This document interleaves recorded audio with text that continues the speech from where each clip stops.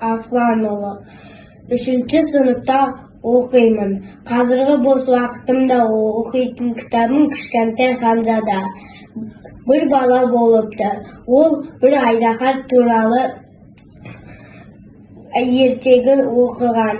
Сонда ол бір суретті көрген. Соның ішінде Айдаһар жылан қасқырды жұтып жатқан көрді. Сол ертегіде 6 ай бойы тұрғанын айтылды. Сонда ол карандашты алып номер 1 суретін сала бастады. Мен Таймастың папасы, балдарымның бос уақытында кітап оқығанын қалаймын.